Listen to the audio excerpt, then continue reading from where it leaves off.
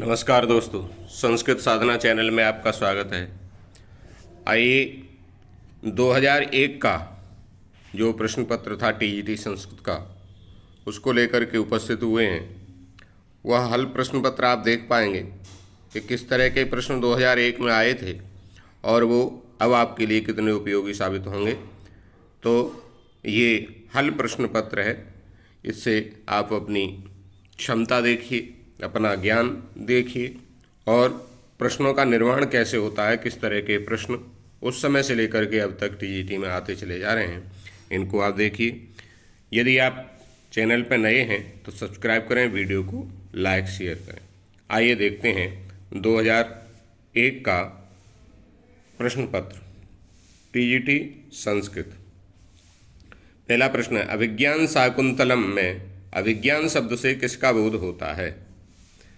तो अभिज्ञान शाकुंतलम में अभिज्ञान शब्द से किसका बोध होता है? उसके लिए आंगुलीयकम।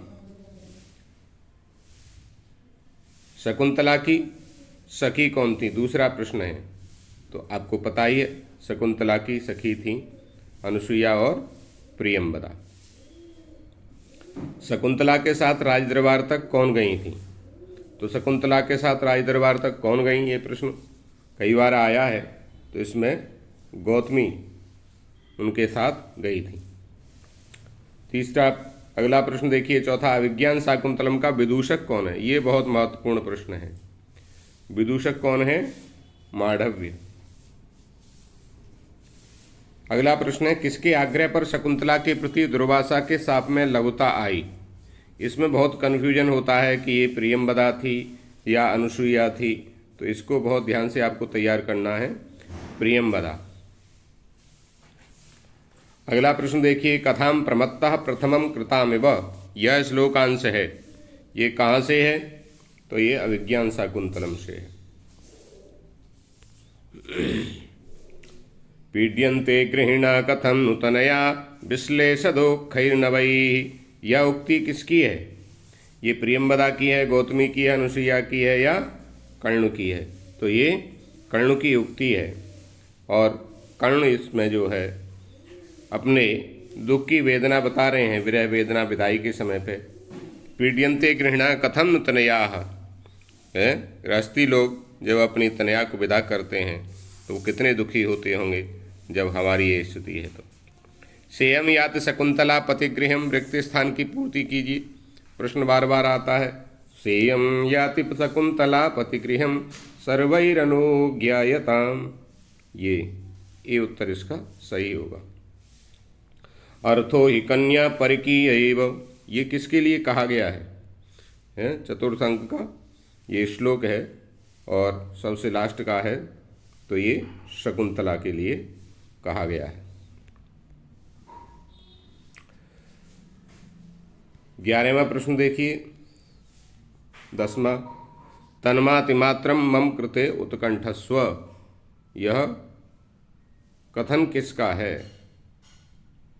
ये शकुंतला का है। शकुंतला कर्ण से कह रही हैं, ये शकुंतला का कथन है। 11वां प्रश्न है, क्रातार्जुनीयम महाभारत के किस पर्व से लिया गया? ये प्रश्न बार बार पूछा जाता है। तो ये वन पर्व से लिया गया है। किससे? वन पर्व से। क्रातार्जुनीयम में कुल कितने सर्ग हैं? तो क्रातार्जुनीयम में कुल कितने सर्ग हैं? 18 सर्ग हैं, अष्टादश। हितम मनोहारि च दुर्लभम वचः, सूक्ति किस ग्रंथ से है? तो ये क्रातार्जुनीयम से है। निगूढ़ तत्व नयवर्त्म विद्युषाम, यह उक्ति किसकी है? यह किसकी है? वनेचर की है या युधिष्ठिर की है? तो ये वनेचर की है। आगे दिए गए, तथापि वक्तुम व्यवसाये अंतिमाम निरस्त नारी समयादुराधया, यह श्लोकांश किस ग्रंथ से लिया गया है? तो वाचन आप करते रहेंगे तो उससे आपको लाभ मिलेगा। ये क्रातार्जुनीयम से है। वाचन का मैं बार बार कहता हूँ, वाचन आप करते रहें मूल ग्रंथ का, तो उससे आपको बहुत लाभ होगा। मेघदूतम है। मेघदूत क्या है? खंड काव्य है, महाकाव्य है, नाटक है या कथा है? तो ये खंड काव्य है। अगला प्रश्न है, मेघदूतम में अभिषिप्त यक्ष कहाँ रहता है? तो कहाँ रहता है? रामगिरी आश्रमेशु, रामगिरी पर्वत पर। मेघदूतम के अनुसार कैलाश पर्वत मेघ के सहयात्री कौन होंगे? राजहंसा सहाय, राजहंस। अगला प्रश्न देखिए, कंठाश्लेष प्रणयिन जने किम पुनर्दूर संस्थे। इसमें जन शब्द किसका बोधक है? कंठाश्लेष प्रणयिन जने, ये जने जो आया है जन शब्द, ये किसका बोध कराता है? मेघ का कराता है, यक्ष का कराता है, राजहंस का या चातक का? तो इसमें थोड़ा कंफ्यूज रहता है, इसलिए इसको अच्छे से तैयार करें। यक्ष का बोध कराता है। कालिदास के अनुसार कितने तत्वों की समष्टि से मेघ बनता है? तो धूमत ज्योति सलिल मरुता, धूमत ज्योति सलिल मरुतः, 4 चीजें। कालिदास के अनुसार चेतन और अचेतन में कृपण कौन है? कामार्ता ही प्रकृति कृपणा चेतना चेतनेषु, ये उत्तर होगा सही, कामार्थ। अगला है यांचा मोगा बरमधिगुणे नाधमे लब्ध कामा। इसमें अधिगुण शब्द से किसका बोध है? वहाँ जन शब्द से आया है या अधिगुण से? तो अधिगुण शब्द से मेघ का यहाँ बोध होता है। मेघ की यात्रा के समय बाम पार्श्व में किसकी ध्वनि होती है? तो बाम पार्श्व में किसकी ध्वनि होती है? चातक की। उत्तर रामचरितम में कुल कितने अंक हैं? उत्तर रामचरितम में 7 अंक हैं। कितने हैं? 7। उत्तर रामचरितम में छायांक कौन सा है? तो छायांक कौन सा है? तृतीय अंक छायांक है, जो आपके पाठ्यक्रम में भी निर्धारित है। त्वम जीवितम त्वमसि मे हृदयम द्वितीयम। उत्तर रामचरितम में यह उक्ति किसकी है? बहुत चरितार्थ है, बहुत ही प्रसिद्ध उक्ति है ये वासंती की। वासंती महाराज राम से कहती है, महाराज जब तो आप कहते थे त्वम जीवितम त्वमसि मे हृदयम द्वितीयम, तुम ही मेरा जीवन हो, तुम ही मेरा हृदय हो, और अब? तो ये वासंती की बड़ी चरितार्थ उक्ति है। उत्तर रामचरितम के तृतीय अंक में राम किससे अपनी व्यथा का वर्णन करते हैं? तो वासंती से। पुरोत्पीड़े तड़ागस्य परिवाह प्रतिक्रिया में पुरोत्पीड़े शब्द का क्या अर्थ है? ये शब्दों के अर्थ जो बार बार आते हैं, इस पर आपको ध्यान देना है और इनको तैयार करना है अवश्य। जल वृद्धि, पुरोत्पीड़े का क्या अर्थ है? जल वृद्धि अर्थ है। तो ऐसे जो महत्वपूर्ण शब्द हैं उनको विशेष रूप से आपको तैयार करते चलना है। और वीडियो यदि आज पहली बार देख रहे हैं तो चैनल को सब्सक्राइब अवश्य करना है। आगे देखिए, तोयस्येवा प्रतिहतरया सेकतम सेतुमोघा, श्लोकांश है, कहाँ से है? तो ये उत्तर रामचरितम का ही है। कहाँ का? उत्तर रामचरितम का। करुणरस प्रधान नाटक कौन सा है? तो करुणरस प्रधान नाटक कौन सा है? उत्तर रामचरित है। उत्तर रामचरितम में वर्णित तमसा और मुरला क्या है? तो तमसा और मुरला 2 नदियों के नाम हैं, 2 नदियां हैं। करुणस्य मूर्ति रथवा शरीरिणी ब्रह व्यथेव वनमेति जानकी, यह कथन किसका है? यह कथन किसका है? तमसा का है या मुरला का? इसमें डाउट रहता है, कन्फ्यूजन होता है, तो इसको अच्छे से तैयार करें। तमसा का कथन है। भवभूति किसके आश्रित कवि थे? भवभूति किसके आश्रित कवि थे? तो यशोवर्मा के। शिवराज विजयम के लेखक कौन हैं? शिवराज विजयम के लेखक हैं पंडित अंबिकादत्त व्यास। संस्कृत संजीवनी समाज की स्थापना किसने की? तो संस्कृत संजीवनी समाज की स्थापना पंडित अंबिकादत्त व्यास ने की थी। संस्कृत साहित्य में प्रथम ऐतिहासिक उपन्यास का सौभाग्य किसे प्राप्त हुआ? शिवराज विजयम। शिवराज विजयम का प्रधान रस कौन सा है? तो वीर रस है ही, आपको पता है, ये वीर रस प्रधान ग्रंथ है। शिवराज विजयम की संपूर्ण कथा कितने निश्वासों में विभक्त है? कितने में है? 12, 3 ब्राह्म और 12 निश्वास। शिवराज विजयम में किस रीति का आश्रय लिया गया है? शिवराज विजयम में किस रीति का? पांचाली रीति का आश्रय लिया गया है। भर्तृहरि ने नीति शतकम लिखा है, तो गद्य में लिखा है, पद्य में या छंद में? तो इसका उत्तर होगा छंद में। नीति शतकम में कितने प्रकार के प्राणी बताए गए हैं? देखो बहुत महत्वपूर्ण प्रश्न है। 3 प्रकार के प्राणी बताए गए हैं। विद्या विहीना पशु, यह उक्ति किस ग्रंथ से संबंधित है? विद्या विहीना पशु, तो ये नीति शतकम से है। विद्या विहीना पशु, विद्या की इसमें महत्ता बताई गई है। प्रारब्धमुत्तवजना न परित्यजन्ति, श्लोकांश उद्धृत है।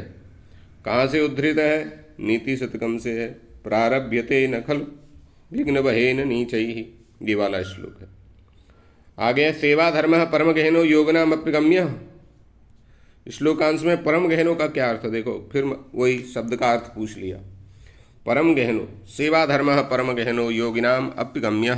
सेवा जो धर्म है वो बड़ा कठिन है, अत्यंत कठिन, तो इसका परम गहनों का अत्यंत कठिन हो जाएगा।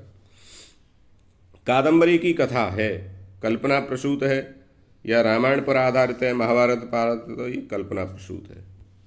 कादंबरी में कितने जन्मों की कथा मिलती है, तो 3 जन्मों की कथा मिलती है। ऐश्वर्य तिमिरांधत्वम, यह कथन किस ग्रंथ का है? कादंबरी से छोटी छोटी सूक्तियाँ हैं और उनमें से पूछ लिया जाता है, तो ये सुकनासुपदेशम, सुकनासुपदेश का ये कथन है। कादंबरी का ही भाग है सुकनासुपदेश, जो टीजीटी संस्कृत में लगता है यूपी में। पार्वती परिणय किसकी रचना है? पार्वती परिणय किसकी रचना है? कहते हैं पार्वती परिणय तो उसमें है ही नहीं, आउट ऑफ सिलेबस है ये प्रश्न। आउट ऑफ सिलेबस नहीं है, ये बाणभट्ट आपके उसमें है सिलेबस में, और बाणभट्ट से संबंधित बाणभट्ट की कौन कौन सी रचना है उसमें ये आता है। कर्ता का इष्टतम कारक है, कर्म हो जाएगा, कर्म कारक। इत्थम्भूत लक्षण से संबंधित विभक्ति है, कौन सी विभक्ति हो जाएगी? इत्थम्भूत लक्षण है। क्या उदाहरण है इसके? जटाभिस्तापसा आदि, तृतीया विभक्ति है। आगे देखिए, प्रजाभ्यः स्वस्ति में चतुर्थी विभक्ति का सूत्र कौन सा है? प्रजाभ्यः स्वस्ति, तो नमः स्वस्ति स्वाहा स्वधा अलम्ब सठी होगा, अच्छा स्वस्ति के योग में। चौरात विभेति में पंचमी विभक्ति किस सूत्र से होती है? तो भीत्रार्थानाम भय हेतु। अनुक्त कर्म में विभक्ति, अनुक्त कर्म में कौन सी विभक्ति होती है? अनुक्ते कर्मणि द्वितीया स्यात्। पादेन खंजः में तृतीया विभक्ति कौन से सूत्र से होती है? तो ईनांग विकारः सूत्र से होती है। बलम याचते वसुधाम, यह बलि की कर्म संज्ञा विधायक सूत्र है, तो बलि की कर्म संज्ञा किससे होती है? अकर्तम च। बलिम याचते वसुधाम, इसमें 2 कर्म है, बलि और वसुधा। तो वसुधा की कर्म संज्ञा होती है कर्तुरीश्व तमम कर्म से, और बलि की किससे होती है? अकर्तम च से। लिट लकार किस काल का बोध कराता है? तो लिट लकार किस काल का बोध कराता है? भविष्य काल का। संस्कृत में धातु कहते हैं क्रियापद को, संज्ञापद को, कर्मपद को, क्रियापद को। इनमें से कौन सी धातु सकर्मक नहीं है? पठ है, लेख है, हन है या नृत है? तो नृत धातु जो है वो अकर्मक है। गच्छेत किस लकार का रूप है? गच्छेत लट लकार का, लंग लकार का, लोट का, तो विधिलिंग का है। गच्छेत गच्छेताम गच्छेयुः। भू धातु लट लकार प्रथम पुरुष एक वचन का रूप क्या है? लट लकार प्रथम पुरुष एक वचन का है भवती। सखी शब्द का प्रथमा बहुवचन का रूप क्या होगा? तो सखी शब्द से सखा लगाया, सूत्र लगाए 6, तो सखा, सखायौ, सखायः, तो ये बहुवचन का रूप होगा सखायः।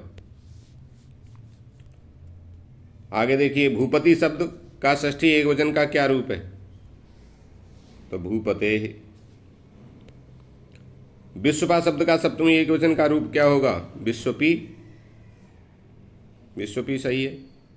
नदी शब्द का द्वितीय बहुवचन का, बहुत महत्वपूर्ण प्रश्न है, नदीन कर देते हैं बहुत से लोग। नदी नद्यौ नद्याः, नदीम नदी नद्यौ नदीः, तो नदी ही होगा द्वितीय बहुवचन का रूप, नदीन नहीं होगा। गो शब्द का षष्ठी बहुवचन का रूप क्या होगा? गवाम। तत् शब्द का स्त्रीलिंग षष्ठी बहुवचन का रूप, अब इसमें यहाँ ध्यान रखना है, स्त्रीलिंग पूछा है तो तेसाम बहुत जल्दी आता है, तो तेसाम नहीं, स्त्रीलिंग का क्या अर्थ है? तासाम होगा, तासाम। असमत शब्द का चतुर्थी बहुवचन में, असमत शब्द से निश्चित प्रश्न आता ही है हर बार, चतुर्थी बहुवचन में क्या रूप होगा? तो असमभ्यम। युष्मत शब्द से भी प्रश्न एक आता है, युष्मत और असमत शब्द दोनों से एक एक प्रश्न अवश्य आता है, तो युष्मत शब्द का षष्ठी एक वचन का क्या रूप होगा? तव। सर्व शब्द का स्त्रीलिंग सप्तमी एक वचन का रूप है, क्या रूप बनेगा? सर्वश्याम। तत् शब्द का पुल्लिंग द्वितीय बहुवचन का रूप बनता है, तत् का पुल्लिंग में, तो स तौ ते तम तौ तान। अकासवर्णी दीर्घा सूत्र है, कौन सी संधि का है? तो ये स्वर संधि का ही अच संधि का सूत्र है। पावका का संधि विच्छेद है, पावका का संधि विच्छेद क्या होगा? पौ प्लस अका होगा। रामस चलती उदाहरण है, रामस चलती किसका है? हल संधि का है।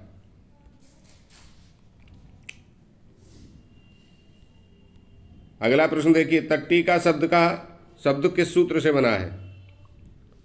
तो इष्टना इष्टु, सकार टवर्ग को सकार टवर्ग के युग में सकार टवर्ग होते हैं।